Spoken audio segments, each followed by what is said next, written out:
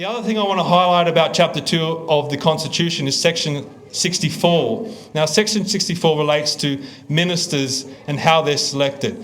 Now, there's one line in that section that completely wrecks our system of government, and that's the ministers to sit in Parliament line, which basically states that ministers are to be selected from the suboptimal human beings that are sitting in the legislature, in the Parliament.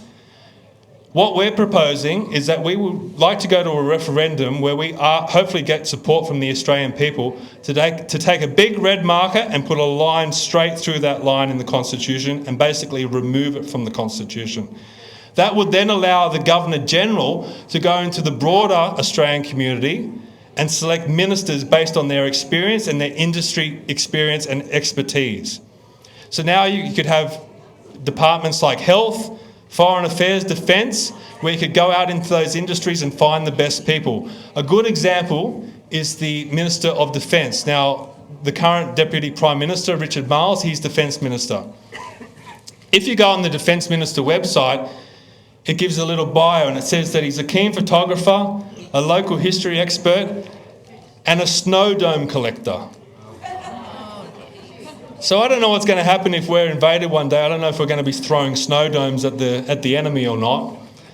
But what that bio doesn't tell you is that Richard Marles, in his first week at university, joined the local union there and has basically been involved in the union movement right up until he was elected in Parliament. So basically he's a union hack. What does he know about defence? What real life experience does he know of the Defence Forces? And I'm sure Warwick Stacey would have some ideas about some good candidates of who could be a good Defence Minister. But one that springs to mind for me, if you were to delete that line in the Constitution, would be General Peter Cosgrove. He was the son of a soldier. He went to Vietnam, he fought. He was chief of the Defence Forces. He head up East Timor. Now, I don't know if Peter Cosgrove would be willing to be Minister of Defence. Maybe he's past that. Maybe he's too old, and he probably is. But he's just an example of the quality type of person that you could be heading up our government departments if we were to institute that reform.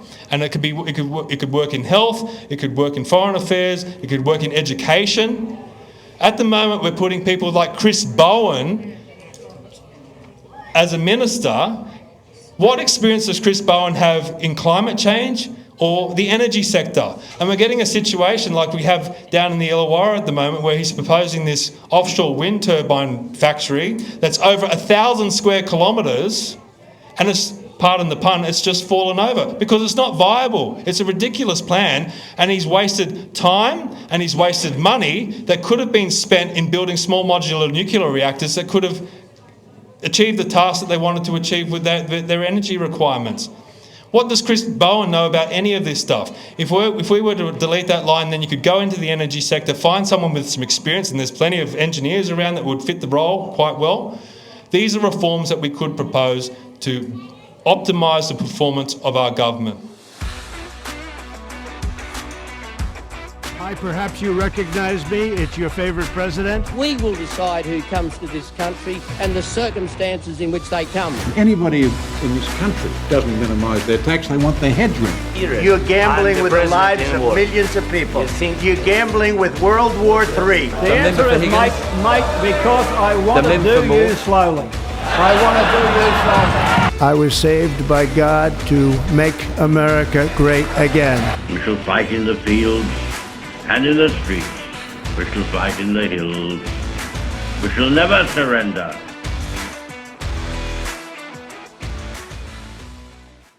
G'day everyone, my name is Tripp. This is Commanding the Narrative. We're at East Cessnock, the bowling club here. We just had an event with Stuart Bonds and Warwick Stacey of One Nation. I've grabbed Stuart for an interview because I was fortunate enough to interview Stuart prior to his great federal election result. I've got him post the election, so let's have a chat. Stuart, nice to see you again. Mate, it is good to see you. It is good to see you up here in the belly of the beast. Yes. Labor heartland, as they say, Cessnock. Mm-hmm. So yeah, we did do it. We did have a chat before the election, and no, mate, congratulations on your result. I know you've done it previously in 2019. You got in the two-party preferred. You've done it again for a minor party candidate. That's pretty much unprecedented. What was your reaction? Obviously, I'm sure you were happy. Well, with 2019, I didn't get the two-party preferred. I actually come third. Oh, if I had have got the two-party preferred, I missed it by 1,500 votes. If I had have got the two-party preferred then I would have eked out Joel Fitzgibbon. Wow. Yeah, but so I got they call it the three-party preferred. So it had to go through the full preference count, because obviously they stop when they get to 50% plus one, right? So they don't distribute every preference. So they didn't have to distribute them this time, but in 2019, it took them like 3 weeks to distribute all the preferences. I mean, we've seen that with some of the seats this time. Yeah, Bradfield was. I mean, I think they might even challenge Bradfield. I'm not sure. Yeah, well, wasn't it like 50 votes or something? There was a point there where it was separated by 1 vote. Well, they thought not Gladys. What am I talking about? Giselle Capterian was going to win. They even assigned her a shadow ministry. Yep. So that's the chaos. It's crazy. So when people say, they donkey vote, they draw a penis on the ballot paper, like whatever you kids are up to these days in the ballot boxes, that could be the deciding vote between you ending up with some teal or green or someone that's actually going to represent you properly in Parliament, right? So your one vote does count. Yes, that's right. But how was the reaction from the electorate this time around? Were people more receptive to you this time? Do you still get a lot of hesitant people that want to vote for you, but they still think that it's still best to stick with the major parties? No. I think that the hesitation's gone. Like, I think, this resounding, majority that Albanese's got, that we've got this mandate. He's sitting on a mandate that Bill Shorten lost government with that percentage. I actually think he got less votes as a percentage in Shorten, or it's basically the same, and he lost to Scott Morrison in the unlosable election. And then fast forward a few years, and now he's got 90 odd seats, and all that spells to me is that the destruction of the major parties' vote. I think it was 2019 was the first election that they said, this is the first time that we've had both parties below 40% of the vote. And this time it was well below. So there is a movement away from those major political parties, and I think that's going to continue, because people have voted Conservative, and it's the same thing over in the UK. They tried the Conservatives, and things are getting worse and worse and worse. So I don't blame people for voting for the Labor Party. Because they voted for the Tories. We're going to stop immigration. You remember Boris driving that Lotus through that brick wall, we're going to smash Brexit, like some sort of a hero. And he turned out to be the greenest of green. He was a Malcolm Turnbull of the UK. So people we're trying to go left, they're trying to go right. They don't want what these guys are selling. And there needs to be an alternative. And I believe that One Nation is that alternative. And if I didn't, I'd run for the alternative. Right? But I believe that they have the policies, they can lead, and I think that we don't need much of a swing, and we've got that. We get that balance of power, Look, I think a lot of people out there are making the same analysis, whether they agree that One Nation is the alternative or they think they can create the alternative themselves. It's missing a few key ingredients. I think money's a big one, but also leadership. Now, I think if you did have the leadership qualities of maybe a Donald Trump or a Nigel Farage, something could grow here in Australia. Do you see yourself as potentially being that leader? I mean, you've had 2 great election results now. That have transcended all the other minor parties, not just One Nation. I mean, you've really set a foundation for yourself to go to that next level. Do you see any leadership roles for you moving forward? Look, I've got to get elected first, right? And but there's still a lot you can do within One Nation itself. There is, there is, but there is a lot happening within One Nation. They've obviously, you would have heard about, they're putting these branches forward. That's a major step to becoming to the party growing up. Said it a few times today. A lot of people think that Pauline's been at this for 30 years. She hasn't had any success, so they just throw the baby out with the bathwater. Well, they don't realise that Pauline was elected in 1998. That's when she formed the party. Then she was voted out when the Liberal Party did a preference deal with the Labor Party, they preferenced each other to get rid of her. Yeah. They got rid of her 2 years later, and then she ran in that Queensland election. She got whatever it was, 18 or whatever the amount of lower house candidates elected to the Queensland Parliament, and then they put her in jail. Yeah. Right? Because she was a dominating political force at the time. Yeah. And they were so afraid of her that they locked her up. Well, she didn't get re-elected until 2016. Okay, so most people think that because they've seen her on TV, they've seen her at Dancing with the Stars, they've seen her here and there, the party was still using her name. Like when she come back, her own party also, Oldfield and that, voted her out of her own party. Yeah. So she was booted out of that. Then she was asked to come back to the party. Okay, they were in financial bankruptcy, they were in ruin, and she come back onto the terms, I believe. And they were going nowhere politically as well. They were treading water. They were bankrupt, they were gone. So it's my understanding that she mortgaged her own house and said, if we're going to do it, we're going to do it my way. Right? I'm not using her words, but that from the summation of the story, it's basically, this is how we're going to rebuild it. And she was then re-elected in 2016, and here we are now, right? We're only 9 years later, and she's now got 4 senators sitting in the federal parliament. So to say she hasn't achieved anything is ridiculous, because all of these other minor right-wing parties they literally have not achieved anything. They've gone nowhere. I guess I didn't frame my question accurate enough. I was more talking about here in New South Wales. Obviously, Pauline's the leader of One Nation. She's got her name on the party logo. It's officially Pauline Hanson's One Nation. Yeah, she is the boss. Yeah, that's right. But here in New South Wales, I mean, we've seen a bit of a vacuum and a void after Mark Latham left a few years ago. We've just had Warwick Stacey elected to the Senate, which I think is a huge accomplishment for the party and for Warwick. Yep. But you were a part of that accomplishment. I mean, your result that you got in the Hunter obviously contributed to his Senate result as well. It's easy to argue that point, I feel. It almost puts you on a similar pedestal to Warwick, I think, and it puts you in a position where you can really, people in New South Wales can look to you as someone that they can get behind in the future. I appreciate you saying that, and I've always believed in a meritocracy, and I never want to be involved in a party that's not based on a meritocracy. I've always believed in the way that I've played sport, that the people should get given their positions based on their performance on the field, not based on that they're the coach's son and all that sort of thing, And so I believe that meritocracy will win out in the end of the day, and the party that promotes the best people, not because of gender quotas or all the other crap these guys are going on with, they will dominate, because you'll get someone who's not selected because of their gender will then go, this is no good, I'm going to go to a party that doesn't do that, and we will end up with these people. Yeah.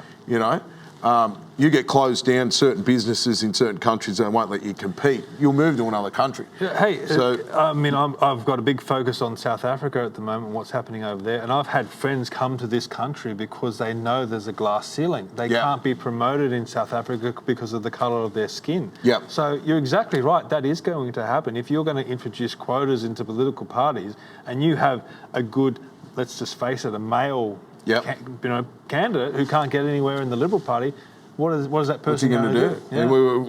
And here you have a female leader, Pauline, who's saying that I'm going to promote the best person that's for the job, right? And so I make no bones about it. I want to get into Parliament. I want to make a difference, but I don't want to be given the position. I want to earn it, And so, if we're going down that road of talking the upper house position with the void that you're talking about that's left, I would love to spearhead that campaign. But if I don't get selected for it, I don't get selected for it. I just hope that the person that does get selected for it is the best person for the job. Yeah. You never know what's going to happen in the future. You never know if another Mark Latham is going to present himself. I mean, I don't know who there would be, but runs on the board. That's what matters. It's at the end of the day, what's etched into the history books of those. Well, can you get people to vote for you? You've proved that you resonate with the electorate because they've backed you twice. Yeah. Now with an incredible result.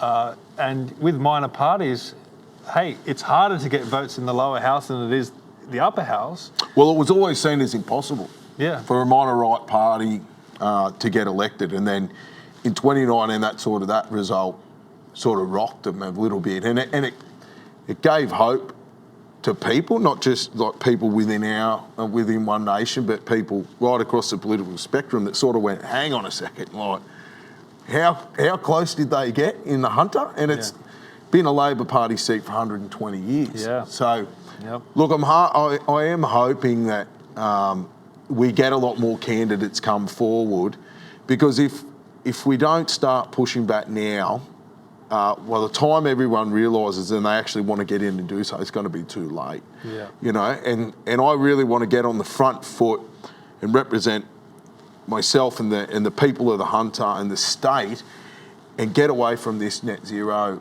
madness, because my area where we're living at the moment, where we're sitting, you know, this establishment that we're in, the East Cessnock bowling club, would not be here if it wasn't for the mining industry.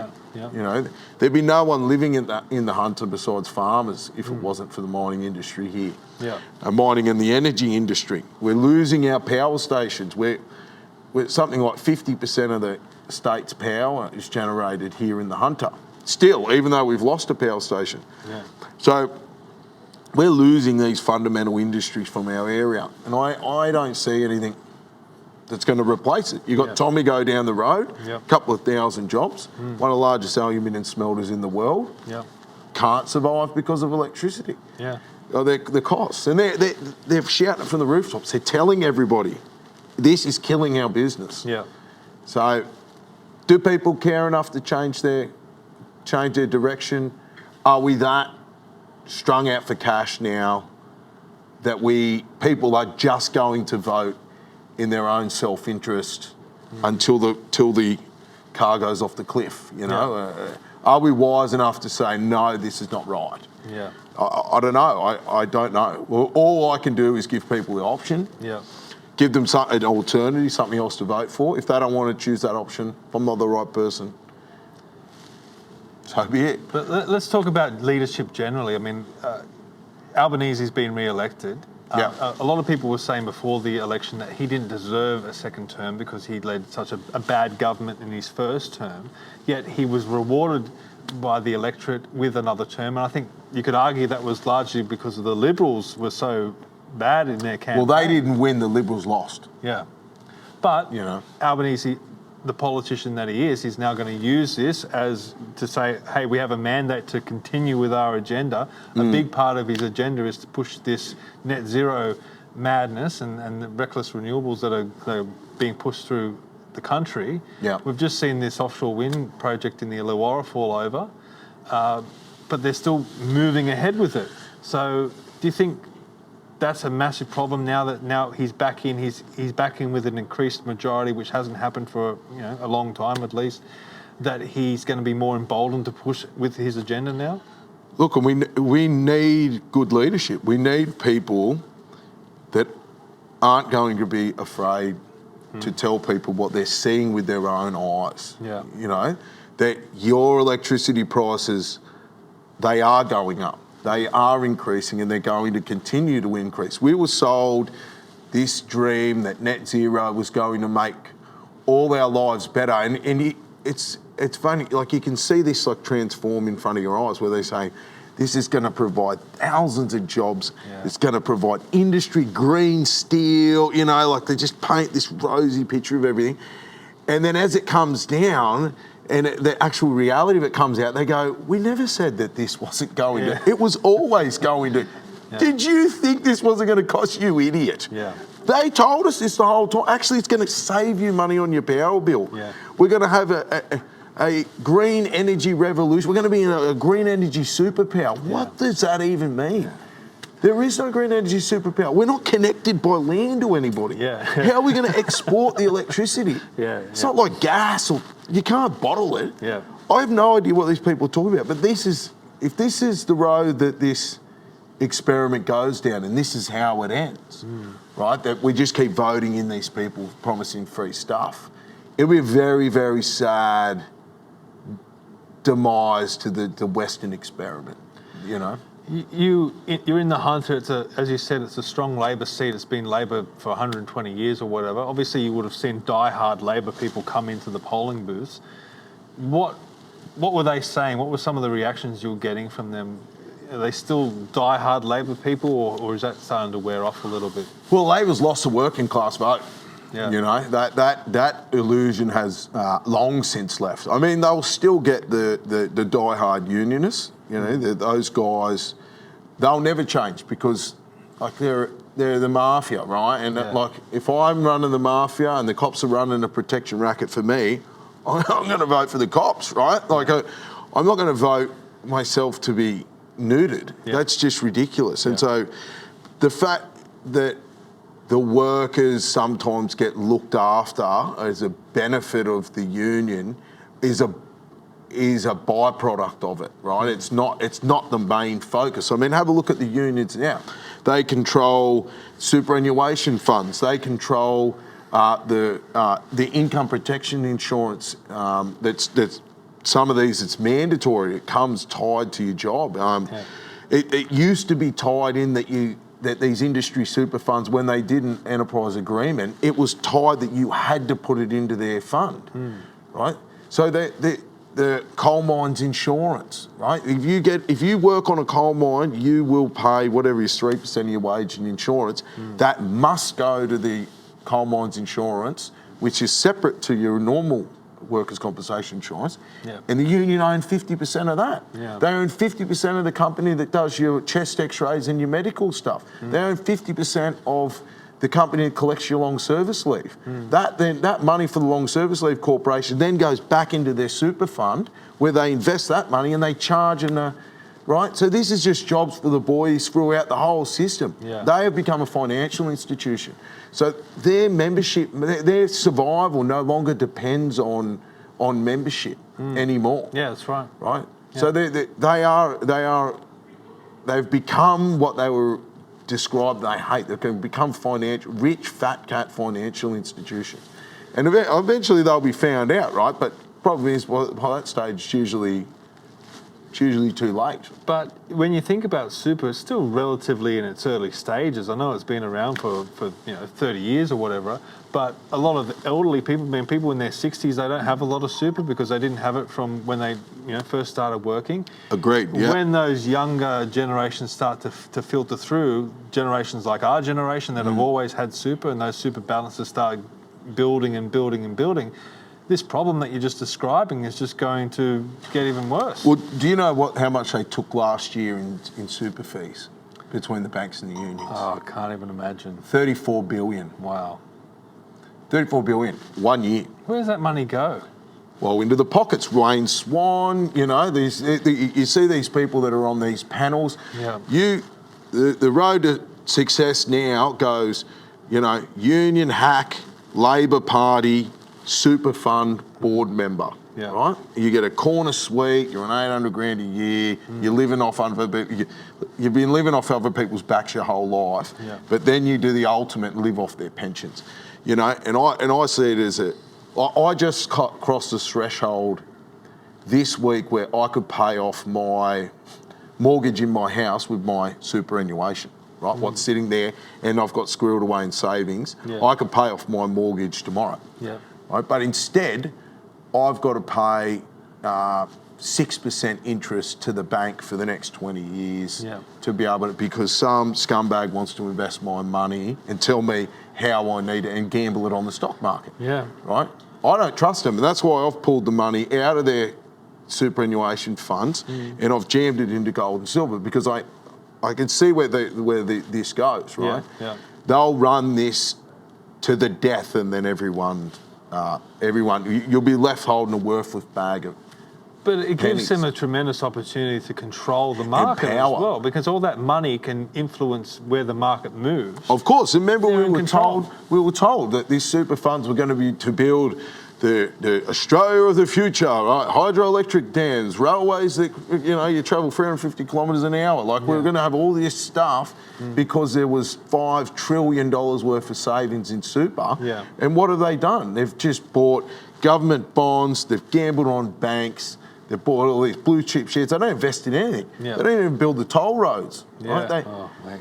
Don't get me There's a started. license to print money, and who owns that? Like Transurban Australia or something. Yeah. Like it's just a joke. The whole super system to me is an absolute joke. But if we can see the danger in this, I mean, I haven't heard anyone proposing solutions on how to deal with this monster that they've created. $5 trillion monster. I mean, do you just turn around and say, well, hey, unions, you can't own super funds anymore? What's this? Do we have a solution, or how we address this? Well, people should not be forced to invest money into superannuation, right? These people should be able to choose where they want to put their money and control their money. Yeah. I mean, whatever I'm paying 30 grand a year on the house that I'm living in. Well, what's better to me and my family is it paying that in interest to the bank a year, or I save that 30 grand. Yeah.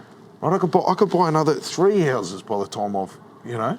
It's hard to get a 6% return, but I'm guaranteed a 6% return if I pay off my mortgage. Yeah. But if you look at the major donors to these political parties, the major donors are, if you wipe the names off the top of them, you wouldn't even be able to tell. Yeah. It's all banks. The only way you can tell is the unions, because the unions donate the Labor Party. You'll see them in there, but fossil fuel companies, the gas giants, they all do. They donate to both parties.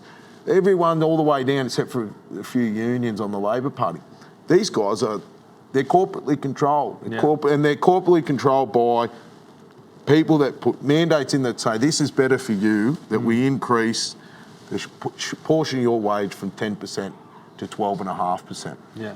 Well, what does that mean? That's just billions and billions of dollars taken out of the economy. You know? Yeah. I don't know. I don't know what the solution to it is. Maybe you could allow people to invest in their primary residence, so that money's, you know, still sort of tied up, but we're getting some benefit out of it, because it's stifling growth in our economy. We're pulling so much money out that people don't have any to invest in productivity gains, advancing equipment, and all these sorts of things, the entrepreneurial spirit. Yeah, well, it's the flow of the economy. You want money to filter through the economy to drive growth. I mean, you pay someone to mow your lawn, that person then takes that money and goes and pays someone to fix their plumbing in their house, and then the plumber takes that money to, you know, buy some clothes at a retail shop or something like that. So that money's filtering through the economy and lifting everyone up. As you say, if you're hoarding that money away into super, I mean, the governments don't like it when people save and they hoard their money away in savings, but they're doing exactly the same thing with super. That is exactly right. And then they're gambling it, and then you just seen the other day one of those superannuation companies went arse up. Yeah. So I mean, what happens there? You've got all these people that have invested their whole life into this fund, and then through mismanagement, it's gone arse up. Now, I would hate to think. I tell people, do not trust that money will be there. That money will not be there when you retire. If you're, say, 40 today, I can almost guarantee you that money will not be there, because the government will steal it. They will take it. It's a massive honeypot. They've done it. They're doing it right now. And you've seen the changes in the laws. We're only a hop, skip and a jump from that, going from $3 million down to $2 million. And you're only a few years of 10 and 12%. We have high inflation numbers. A few times away from that, from $3 million being like chicken feed. Yeah. You know? Yeah. So, look, you just said it just then, it's a honeypot and it's irresistible. You know, it's already legislated, it's locked up, you can't touch it. It's you know, you go to jail. If you take your super, you will go to jail for longer than if you steal someone's car. And it's your money. And you own the money. Yeah. Right? There are few crimes that will get you locked up faster than taking your own superannuation. It's crazy, isn't it? Yep. Yeah. Yeah. My accountant told me that. Yeah. I got my self-managed fund, and I purchased some gold using my account number. So privately, I used the account number with the gold company to buy some gold, right? Yeah. it never touched my super account. It's just that number, I used it because I didn't want to start another account. Yeah. And bang, hauled over the coals. I had to write an explanation to show where the money had come from initially. And then they were like hands down, like you've got to put the money back. It's considered as a thing to your super donation to your super account now. Yeah. And I was that adamant to it. She said, if you don't do this, if they don't give you discretion, you'll go to jail.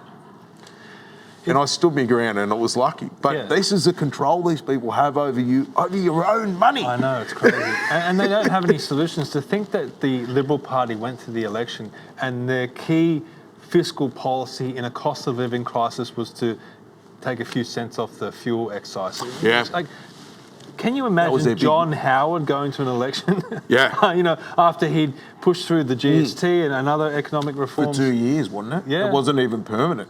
Yeah. It was a couple of years. Oh, it was 1 year. Yeah. They're going to take it off for 1 year. That's their main economic policy that they're taking to an election in a cost of living crisis. Yep. I mean...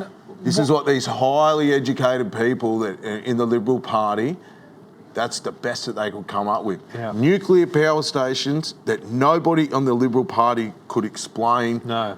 What power stations they were going to be, where they were going to go, how many of them, how long and how much. Yeah. None of so that was one of their key policies. And then, okay, it's going to take 20 odd years to get there.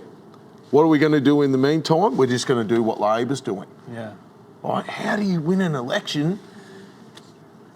Meanwhile, I'm speechless. I interviewed you, but I interviewed a whole bunch of different candidates. Did you interview any Liberals? Well, none of them will come on most of the that time. Says a lot. I have interviewed some Liberals in the past, but not in the lead up to the election. Mm-hmm. But a lot of the minor parties, including One Nation, were talking about income splitting. Yep. I mean, a sensible taxation policy that would be, you would think, easy to implement. Most people would probably agree with it.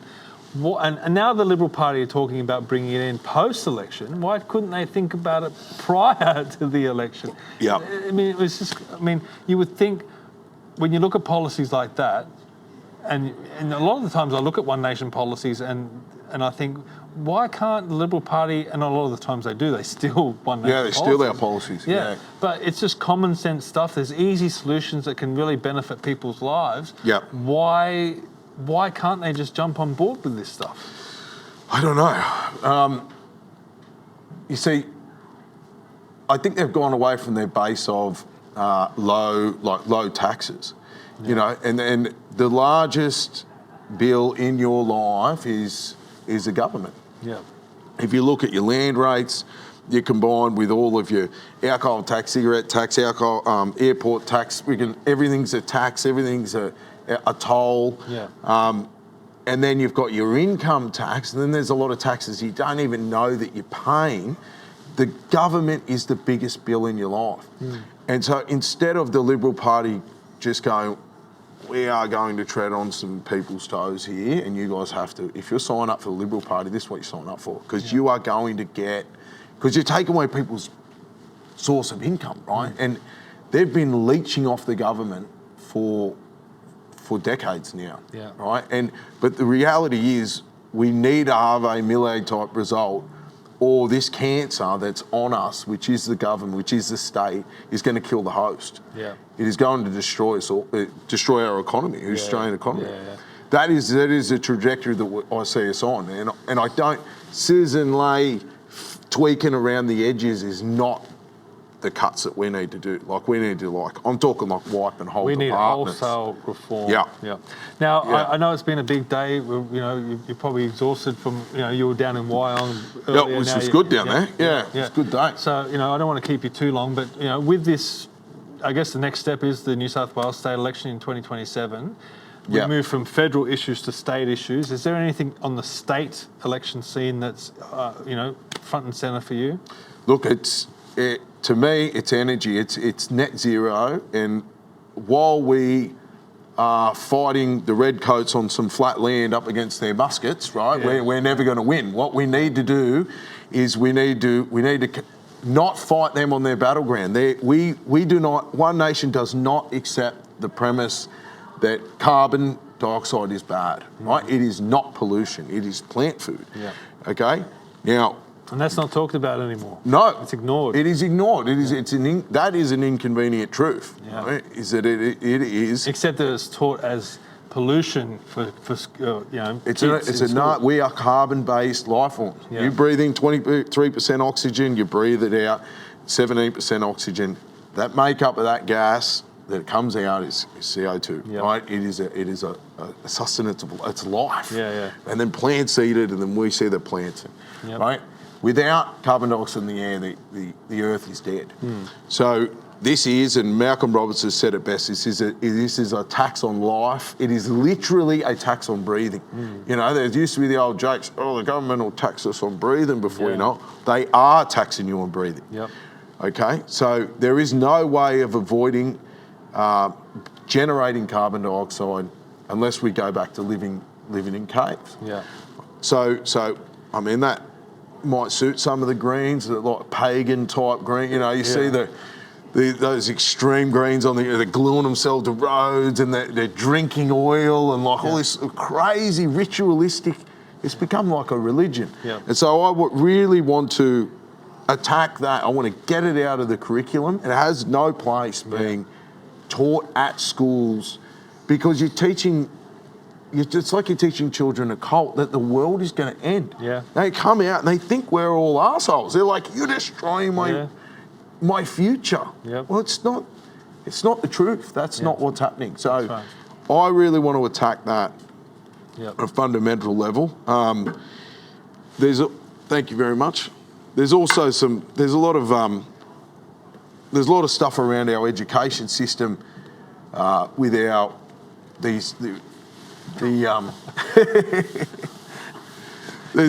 that the barman? I didn't even bring him. He bought himself. He's just determined to ruin everything. Yeah. He did that on purpose. Do you want to come in and ask a question? Yeah. No? Yeah. All right, good. Honestly.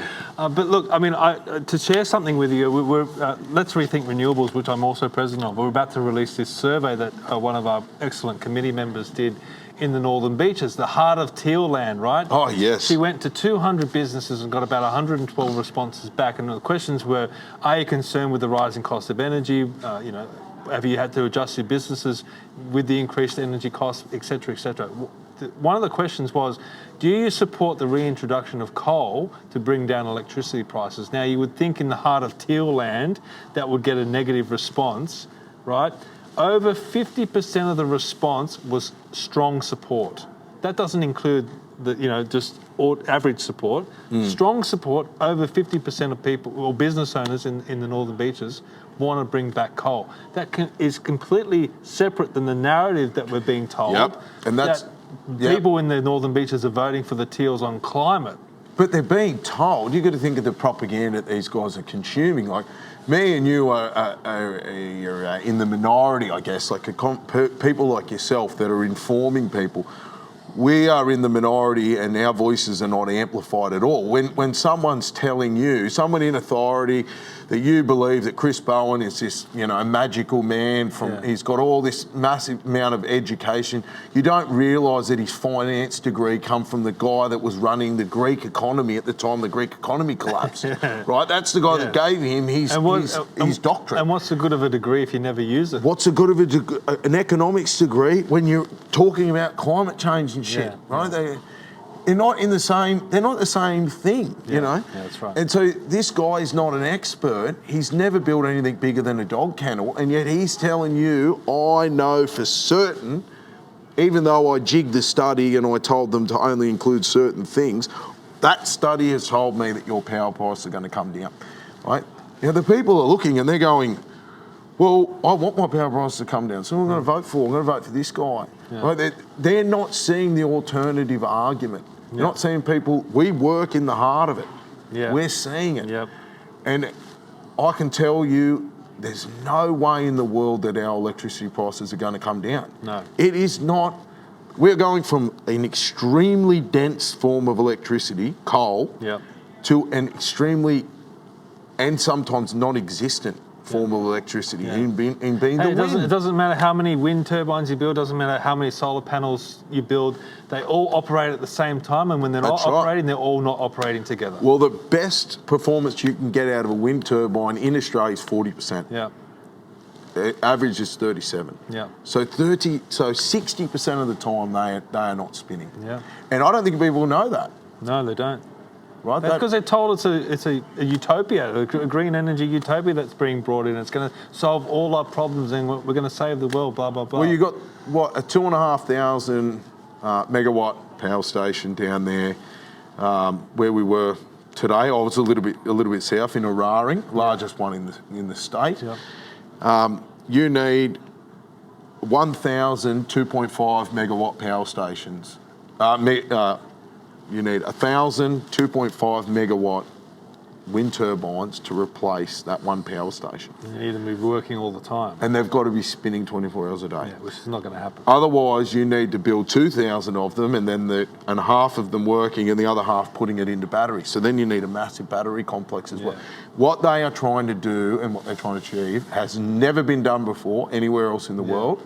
And we will not do it. And all the engineers are saying that, but you have people like Chris Bowen and the Teals, politicians who have no idea at all, saying it will work and pushing this narrative, and we're going to be the ones that pay the price. We're going to suffer. But Stuart, we better wrap it up. Thank you again. It's always a good chat with you. And no dramas. And hopefully, mate, the next time we're doing this, we're doing it in an office somewhere down in Sydney, and there's a few of me in there, and we're representing the hunter and the people in New South Wales, and we're in Parliament flying the flag. I think the joint will work a lot better with that situation, but so do I. Anyway, we'll wrap it up. Thank you everyone for watching. Head to commandingthenarrative.com and hit the sign up button to get all these wonderful interviews that I have with these people that talk real sense, and we'll see you all next time. There's less people wandering around in the background most of the time too. So. See you later, everyone.